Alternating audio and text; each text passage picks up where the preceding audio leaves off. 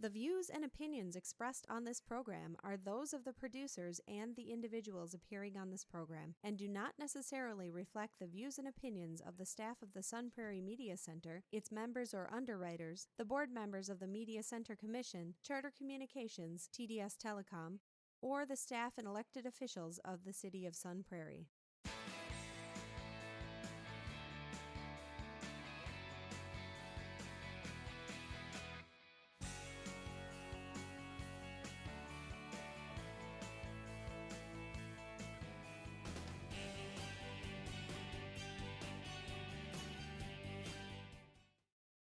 Hello and welcome to Real Reviews.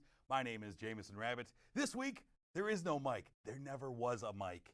It's just me for right now. And I'm going to get us started with what we have on our streaming spotlight this week. First off, streaming spotlight news. We have a new streaming platform that just came out. Disney Plus came out. Over 10 million people downloaded this thing. And we have a lot of great things on Disney Plus. The new Star Wars series, The Mandalorian, is something that we'll be talking about over the next few weeks as it drops new episodes. But our first streaming spotlight this week comes from Disney Plus, and it is The Lady and the Tramp from director Charlie Bean. This is the live-action, quote-unquote, version of the classic story. And stars Tessa Thompson as the voice of Lady, and Justin Theroux as the voice of the Tramp, and Adrian Martinez as the dog catcher who's kind of out after Tramp through the entire movie. And if you've ever seen the Disney classic Lady and the Tramp, this story is following along very similar lines. They pretty much follow it beat for beat. And it's a great voice cast throughout, but as a film, maybe it's just because it's direct to a streaming platform and it's not in the big theater. It just felt small. It felt uninspiring. But there's a lot of great moments in here, I guess. Good moments in here, but overall it didn't feel grand like a lot of the Disney films. Some of the effects don't look great. You see in here there's a lot of talking animals, and usually Disney pulls that off really well. In this one, I don't know, there's some wonky moments in here with talking animals. Yvette Nicole Brown, who I'm a big fan of from Community, she's really fun in this. And we're gonna be getting more and more of these films that instead of going to theaters are gonna go straight to the Disney Plus platform in order to get you to drop more money into Disney's pockets. This one, unfortunately, I think was a lesser version of their classic film. Some of these have been almost improvements on classics. This one was a lesser version, and I give Lady and the Tramp 2.5 stars. If you have Disney Plus, it's up to you to decide if that's good or bad. It's right down the middle for me. Getting to what I have on the marquee this week, there's a film called Midway from director Roland Emmerich. This is based on the actual people and the actual events from the attack on Pearl Harbor all the way up to the Battle of Midway. And there's several stories going on at once as the Americans struggle with a response to Pearl Harbor. It stars Ed Skrein as Dick Best, who's this real cocky fighter pilot who just wants to go out there and just shoot down whoever the bad guy might be. Patrick Wilson stars as a guy named Leighton. These are all actual people. Leighton was an intelligence officer who tried warning people about Pearl Harbor and was kind of poo-pooed with his intelligence, and then he was leaned on heavily to determine where the Japanese would be attacking next. Woody Harrelson is in this as Admiral Nimitz. Nimitz is really the only man who is willing to listen to Leighton and his intelligence, even if sometimes it sounds crazy, because they kind of go off little bits of information, and most intelligence agencies need a little more than that. But it was a lot of working from the gut in this one to determine where the Japanese were going. The fighter pilots are pretty cool in this movie. They flew these, incredibly dangerous missions and asked for more. And this really digs into the intelligence of it, the gathering of data, and what all went into it. And of course, there's a great finale battle as the Americans and the Japanese are fighting. And we, if you know history at all, we turned the course of the war in that battle and kind of got some retribution for Pearl Harbor. It looks really cool. I mean, it looks great in that moment. I mean, Michael Bay's Pearl Harbor has been drawing some comparisons with this. I think this is a better movie than that. It didn't have an incredibly hokey love triangle story in it. You also had Dennis Quaid in here, Aaron Eckhart playing James Doolittle. You get a little bit of Doolittle's Raiders, which I actually wish they would have used more. They dropped Doolittle's Raiders in here, which is a great story on of itself. That part kind of felt flat. It felt like it was just kind of thrown into the movie. There's great action, some kind of wooden acting in here. Luke Evans is in here. He really struggles to hide his British accent and sound American. It doesn't always work. And a lot of these guys, Ed Screen, they feel like they watched some old Hollywood films from the time and tried to just kind of emulate that. A lot of old 1940s talk and just the way they acted. But Woody Harrelson was great. The finale really made my heart swell. There were people cheering in my audience when we sunk a ship and people were fired up. It's no Tora, Tora, Tora, which is like the opposite, like the other end of this type of film, looking at it from the Japanese perspective, and a great film. But it's pretty good, and it's got great sound mixing in here. It makes you feel like you're in the midst of the battle. The sound mixing was really incredible. And I enjoy Midway. And so I gave it 3 out of 5 stars. It's worth checking out. Everyone in this film is kind of a caricature of what you think they would be, but it still works. So I would definitely recommend that. And the next movie I have on the marquee is a film starring John Cena. Is called Playing with Fire from director Andy Fickman. John Cena plays Superintendent Jake Carson. He is the leader of a team of smoke jumpers. They're not firefighters, mind you. They are smoke jumpers who jump into the midst of a fire very heroically and help put it out from the inside. And those are great men, but we have seen some not so great movies about this. Howie Long made a movie called Firestorm a few years ago that was about a smoke jumper. That was also not a great film. I'm bearing the lead. This movie is rough. But John Cena and his team of smoke jumpers stumble across 3 kids in a house. These kids, they're kind of delinquents who destroy the station when they're brought back. They're trying to find their parents, and these kids basically do everything they can to destroy the station, to steal anything that's not nailed down. And they have an interesting cast. Keegan-Michael Key is in this as like the lieutenant of the smoke jumpers. John Leguizamo is also in here. It feels like they're all comprised of idiots. Like everyone in this movie feels like they're not real bright. John Leguizamo, his character is basically a guy who he's the chef, and everything he cooks has to have Spam in it. He also cries if someone else cries, and he misquotes famous quotes. That's him as a character. It's not great. And Keegan-Michael Key is a lot of fun, but it's very one note. There's actually probably the best character in here is a guy named Axe. You see in the trailer, big bald guy right there, big hulking guy. He doesn't talk. He can't speak. We find out for most of the movie, and he's probably got the best character in the film. I think John Cena is actually a charismatic guy. Just in things and in life and in this movie, you see moments of him kind of letting his charisma out. But for the most part, he's really told to act as a robot and just not have any charisma. It feels a lot like the movies that The Rock did when he first started acting, like Game Plan and Tooth Fairy, that weren't good necessarily, and were really poorly written and really didn't give him a lot to do. This feels a lot like that for John Cena. There's this really unbelievable romantic angle that's also forced into this movie, and they also try to make like a learning lesson that makes no sense in this film because none of it makes any sense. There's also this it's almost dangerously flawed logic about adoption in this film, where if you're a firefighter or a smoke jumper and you discover kids, you can kind of just keep them.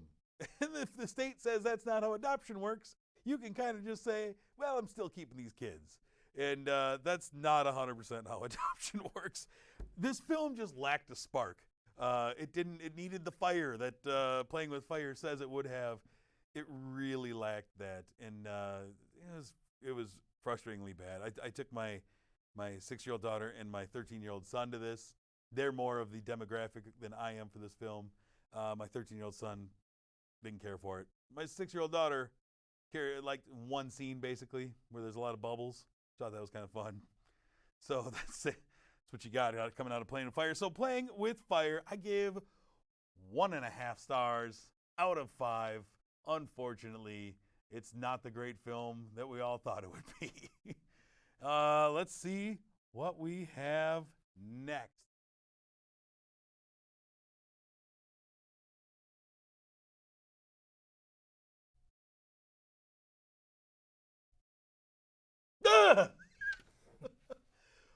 Wow. Joining me now is a man that you may well know if you watch these airwaves, a man who appears from darkness, Caretaker Collins. Well, hello. Thanks for having me on your show. This is a real treat. I am a big fan of your show. I'm a big fan of your show, too. This is good. Well, first, before we even get started, for maybe those people who don't know and just see this scary gentleman sitting next to me, what is your show? What do you do? Well, my show is called Spinechillingcinema, and I'm an old-fashioned horror host type of thing. You know, Elvira, Svengoolie. You don't look like Elvira. You know, no, I don't. Alice kind of does, my co-host. Right. But and like Ned the Dead type of, you know, old horror movies, thrillers, and stuff like that, with a little comedy in there, and Yeah. you know. I'm a big fan of that. I Yeah, like those late night horror. Yeah, it's fun. It is a fun show. It is good. So you're here to talk about some haunting films with me this week. Yes. The first of which is a film called Dr. Sleep from director Mike Flanagan. This one stars Ewan McGregor as Dan Torrance. This is a sequel to The Shining. Somehow, as I was doing a little research, it's a sequel to both the Kubrick movie and the book at the same time, even though they didn't necessarily diverge in certain spots. If you read the book, I was wondering about the Overlook Hotel exploded in the book. Yeah. The movie, not so much. No. So they try and balance both. But Ewan McGregor stars as Dan Torrance, who is little Danny in the original movie. He's all grown up, and this is years after that film. And Danny is he's grown up into an alcoholic who is never really dealt with the tragic events of that film, the first, everything that happened with his mom and his dad. No. And has kind of just buried all of that in the bottle. And he's found a way. He's got this job working at a hospice center now, and he kind of uses his shining powers to kind of help people cross over to the other side. I did like now. that part. I did like that because, you know, we all have relatives and stuff like that you know, when they get older and stuff. I like how he treated the people and stuff like that, and the cat. That is Before we get too much deeper into this, though, what are your thoughts on the original Shining film, the Kubrick film? Oh, I loved it. Yeah. I have relatives that used to like Jack Nicholson, and after that, they can't watch anything with him in it. I mean, they can't even watch Batman from 1989 because it scared them. So I thought it was great. The thing I really liked about The Shining, and I like about a lot of older horror films, is they didn't give you too much, and the suspense and the build-up of Very the slow characters. build. Yes. Yeah. And we get a replacement version of Jack in this movie, someone playing him who was, I think, lacking the Jack power. Oh, the power, yeah. Yeah. They did an okay job of kind of how he looked, but So we get a lot of flashbacks Yeah. as Dan is kind of seeing things that happen to him and kind of I took it as kind of for the first time really starting to digest a lot of things and trying to instead of hide from this power to kind of realize he needs to use it in these moments. And so we get someone who is portraying his mom, who was Shelley Duvall in the film. I thought was really good. I did too. I thought she did a great job. She even had like the mannerisms, you know, like yeah. And Shelley Duvall's kind of an odd actress. Oh, like, yeah. She's got a weird physicality to her Well, and that you've voice. seen Popeye, right? Right, exactly. That's the first thing I saw her in. Everything I saw her in since was like, well, look at olive oil in this. Oh. And so this film, Dr. Sleep, though, there's this, the strange part to it is there's this traveling family of gypsies who are basically kidnapping and torturing children if they can. I'm ideally, not a fan of gypsies. Just let everybody know that. among others, and they steal their steam. In this movie, we're calling it their steam. It's their essence, their soul almost. And the steam seems to keep this group younger. It feeds them. They are very much like vampires. You had said when we saw this. Yeah, I felt very Lost Boys like. Yeah. You know, that whole group kind of felt like Lost Boys. Yeah. Type. This family who's just out there in the dark. Mm-hmm. And unfortunately, the steam is more powerful when a child is being like tortured. Oh man, that was rough. It was a hard scene. That was rough. It was a hard scene of young Jacob Tremblay being held down and just tortured, like screaming. Yeah, and it went on for a while. That was probably the most uneasy part of the film. Yeah, I agree. And there's others that also have this shine. We meet a young girl named Abra, who is this young girl who's incredibly powerful, played by Kylie Curran. And the leader of this clan of, I don't remember what they called themselves, the bad guys, the clan, is led by a lady named Rose the Hat, played by Rebecca Ferguson. And she also is like an incredibly powerful, bloodthirsty version. She's Lestat. She's been around for a while. Pretty much. I liked her at the beginning. Yeah. You know, when they introduced her. After that, it kind of got a little, but, you know, I'll let you continue. No, I'm just saying, yeah. And so you have Abra and you have Dan and you have this group of this family of steam stealers or whatever. And for me, like, this was the weakest part of the film. Is just this middle section as we're just kind of dancing around with these. Felt like an people. episode of not that I don't like the TV show Supernatural. It felt like an episode of Supernatural, like they came from an episode of Supernatural. Yeah. You know, That's not a bad analogy. And I mean, I think really everyone wants it. I mean, you see it in the trailers. We got to go back to the Overlook Hotel. Things have to be dealt with at the Overlook, and that's kind of going to be where everything is set and settled. And this movie does a lot of borrowing sets and borrowing scenes of the original film. Even, I don't know if you noticed, there was a moment, like in the middle of the movie, where Dan was sitting in a room talking to a guy, and it was the room that Jack sits in at the beginning at the Overlook when he first goes to meet with the guy who runs the Overlook, and they're sitting in his office talking about, here's what I'm expecting you this year, blah, blah. They use that exact set, and Dan's sitting there talking to somebody in the hospice, I believe. Yeah. I'm like, oh, that's the exact set. That's kind of interesting, but I think that using a lot of those sets and really, I mean, they really hammered home that this was tied into the movie version. Like even the opening crawl featured the carpet pattern from the hotel in the movie. And didn't they even use like the older kind of graphic? Yeah, it looked like at it. the beginning. There was a lot of it that was very much the shot as you're going to the Overlook where you go over the water, and fly over the water to the mountain and all that. And it looked awesome, but it also kept reminding me of the original. Sometimes it's not great. What did you think of Dr. Sleep, what we got out of this? I liked some parts of it. Some parts I didn't like the whole like gypsy group. Yeah. You know, but I did like when Dan ended up meeting Abra, and then you were like, oh, I can't wait till they, you know, meet up with them and like, you know, whatever, you know. Yeah. You know, when they cross paths and stuff like that. I think the thing that kind of hurts the film is it took so long. It's a long run time. Well, and it took so long to make this. Yeah. Well, we are, 40 years out from the original?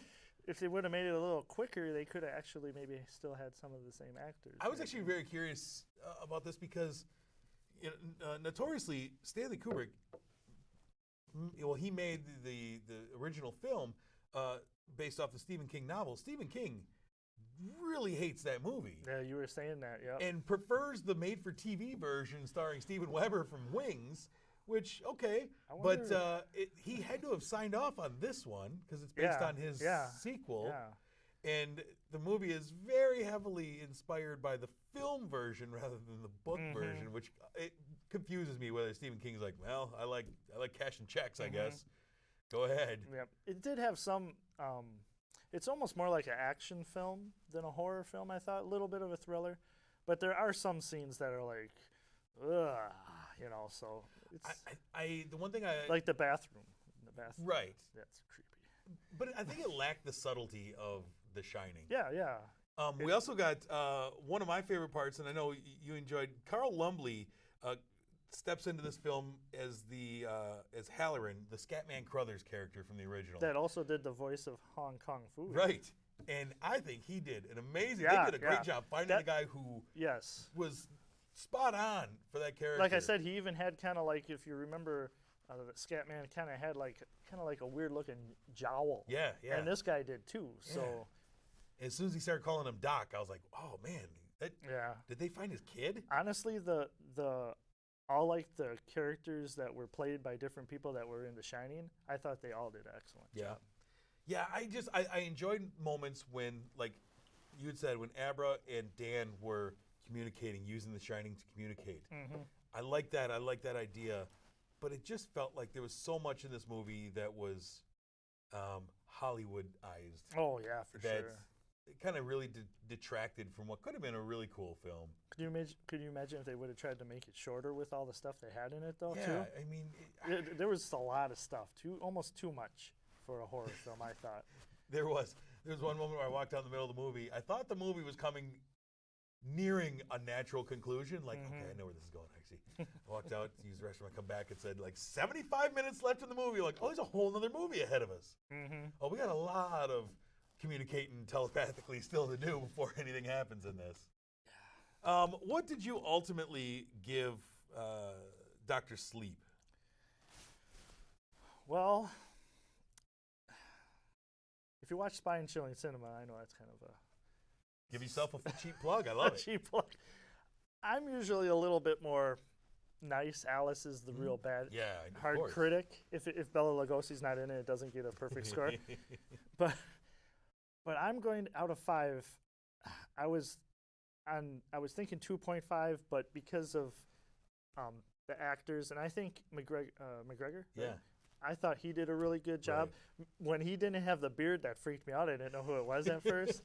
And there's even some times where he kind of has the inner Jack Nicholson a little bit, like when he has the axe. I'm not going to spoil too much there, but so I am going to give this, and the Shelley Duvall person who played that character did really good, a 3 out of 5. I like it. 3 out of 5. Shovels. 3 shovels out of 5 if you are maintaining.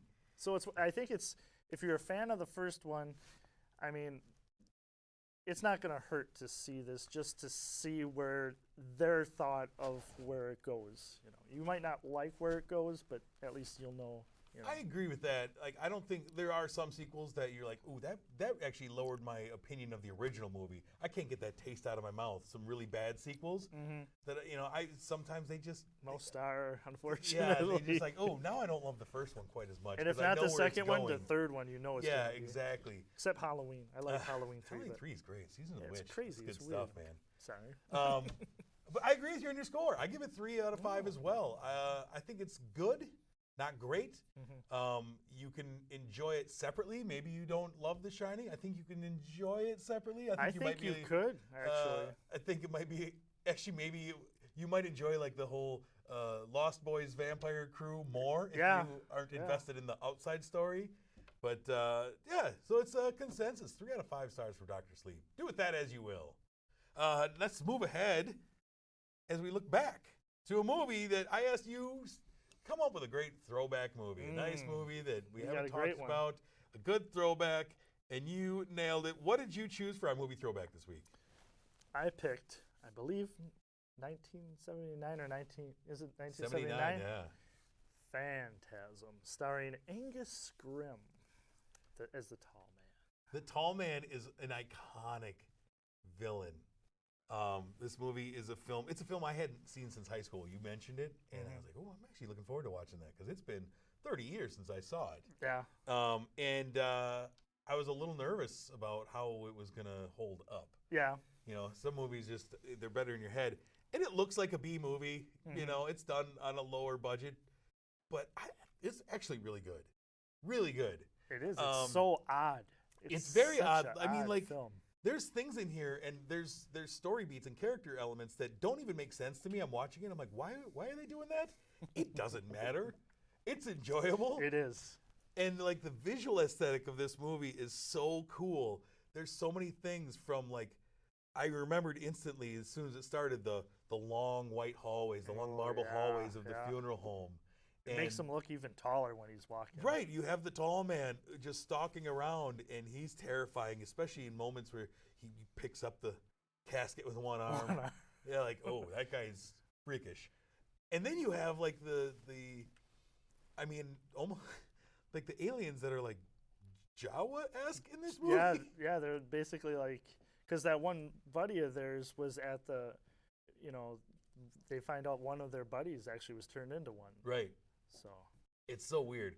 And then the iconic the spheres, sphere, right? Oh yeah, those I mean, if you've never seen this, you have to see Phantasm. But these chrome spheres that come down and attach to your head like a face sucker in Aliens. Yep, only these exactly. drill a hole in and then just start like spurting the blood out. Right. It's horrifying. And when they're flying and stuff, however they did it, they did a phenomenal job because it's not over the top, crazy, like fake looking. No, I mean the blood is. Well, There's some bright red blood coming out of it. Yeah. I love it though.